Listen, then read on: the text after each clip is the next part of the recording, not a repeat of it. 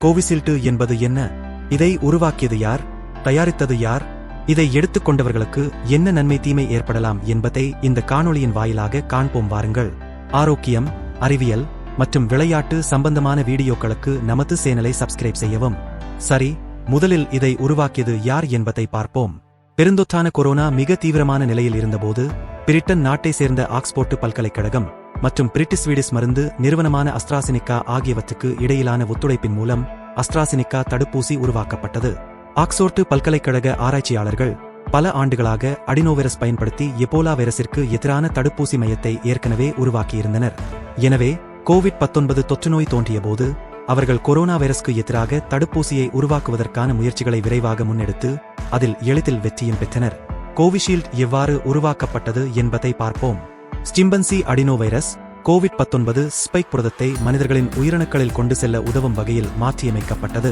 சிம்பன்சியிலிருந்து பிரித்தெடுக்கப்பட்ட அடினோவைரஸில் Covid வைரஸின் spike புரதத்தை சேர்த்து மனித உடலுக்குள் அனுப்பும்போது அது மனிதனை பாதிக்காமல் அத்தகைய வைரஸ்களுக்கு எதிராக நோய் எதிர்ப்பு மண்டலத்தை உருவாக்கும் வகையில் தயாரிக்கப்பட்டதுதான் கோவிஷீல்டு.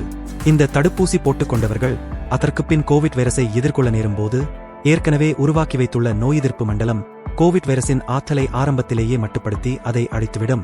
இதை தயாரித்தது யார் என்று பார்ப்போம். இந்தியா மற்றும் பிற குறைந்த மற்றும் நடுத்தர வருமான நாடுகளுக்கான கோவிஷீல்டு தடுப்பூசியை தயாரிக்க புனேவைச் சேர்ந்த மருந்து நிறுவனமான சீரம் இன்ஸ்டிடியூட் ஆப் இந்தியா 2021 ஜனவரியில் அஸ்ட்ராசினிகா மற்றும் ஆக்ஸ்போர்டு பல்கலைக்கழகத்துடன் ஒப்பந்தத்தில் நுழைந்தது. இந்த ஒப்பந்தம் சீரம் இன்ஸ்டிடியூட்டுக்கு கிடைப்பதற்கு முக்கிய காரணம் அதன் அதிகப்படியான உற்பத்தி திறன் மற்றும் தடுப்பூசி தயாரிப்பில் அதற்கிருந்த நிபுணத்துவம். அதன்படி இந்தியாவிலும் உலகளவிலும் ஏற்பட்டிருந்த மகத்தான தேவையை பூர்த்தி செய்வதற்காக தடுப்பூசியை பெரிய அளவில் தயாரிக்க சீரம் பணிக்கப்பட்டது. கோவிஷீல்டு என்ற பெயரில் தடுப்பூசி கோடிக்கணக்கான மக்களுக்கு செலுத்தப்பட்டது. பெரும்பாலான ஆசிய நாடுகளிலும் ஆப்பிரிக்கா மற்றும் ஐரோப்பிய கண்டத்திலும் கோவிஷீல்டு அதிகமாகவே உபயோகிக்கப்பட்டது. அதே சமயம் உலகளவில் கோவிட்டின் தாக்கம் மெதுவாக குறைய ஆரம்பித்தது. இதற்கு காரணம் தடுப்பூசிகள்தான் என்று ஒரு சாராரும், கோவிட் வைரஸ் உருமாற்றமடைந்து மனிதர்களுக்கு ஏற்பட்ட பாதிப்புகள் குறைந்துவிட்டதென்று மற்றொரு சாராரும் தங்கள் கருத்துக்களை கூறிக்கொண்டிருந்தபோது தடுப்பூசியினால் ஒவ்வாமை ஏற்படுவதாக குற்றச்சாட்டுகள் எழத் தொடங்கியது. அதே நேரத்தில் இந்தியாவில் பல பிரபலங்கள் தடுப்பூசி எடுத்த பின்பு திடீர் என உயிரிழந்ததை பார்த்து இந்தியா முழுவதும் இது பற்றி பேசப்பட்டது.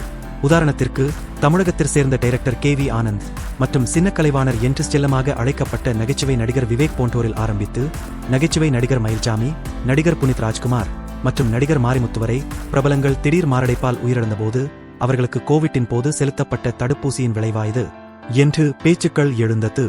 ஆனால் மருத்துவக் குழுவினரால் இந்த கருத்து முற்றிலும் நிராகரிக்கப்பட்டதுடன் தடுப்பூசிக்கும் இதுபோன்ற செய்திகளுக்கும் துளியும் சம்பந்தமில்லை என தெரிவிக்கப்பட்டது. இந்த சூழலில் பிரிட்டன் நீதிமன்றத்தில் தோடரப்பட்ட வழக்கில் மிக அரிய சந்தர்ப்பத்தில் ஒவ்வாமை, இரத்த உறைவு மற்றும் இரத்தப்போக்கு போன்ற பக்க விளைவுகளை தங்கள் தடுப்பூசி ஏற்படுத்தலாம் என அஸ்ட்ராஜெனகா ஒப்புக்கொண்டுள்ளது உலகளவில், குறிப்பாக இந்திய மக்களிடையே பெரும் அதிர்ச்சியை ஏற்படுத்தியிருக்கிறது. தங்களது கோவிட் தடுப்பூசி த்ரோம்போசிஸ் வித் த்ரோம்போசைட்டோபீனியா சிண்ட்ரோம் எனப்படும் TTS என்ற பக்க விளைவுகளை வெகு சிலருக்கு ஏற்படுத்தக்கூடும் என்று கூறியுள்ளது. TTS அறிகுறிகள் என்ன என்பதை இப்போது பார்ப்போம். மூளை அல்லது குடல் போன்ற அரிய பகுதிகளிலும் நுரையீரல் மற்றும் கால்கள் போன்ற பொதுவான பகுதிகளிலும் இரத்த உறைவு ஏற்படுதல் மற்றும் பிளேட்லெட் எண்ணிக்கை 1 மைக்ரோலிட்டருக்கு 1.5 லட்சத்திற்கும் குறைவாக இருப்பது போன்றவை ஆகும். மருத்துவர் யோகேந்திர சிங் ராஜ்புத் இதுபற்றி பேசுகையில், தடுப்பூசியை போட்டுக் கொண்டுள்ளவர்களில் குறிப்பாக 60 வயதுக்கு குறைவானவர்களாக இருந்தால் TTS சிக்கல் மற்றும் இரத்த உறைவுக்கான அறிகுறிகள் குறித்து எச்சரிக்கை மற்றும் கவனமாகவும் இருக்க அறிவுறுத்தியுள்ளார்.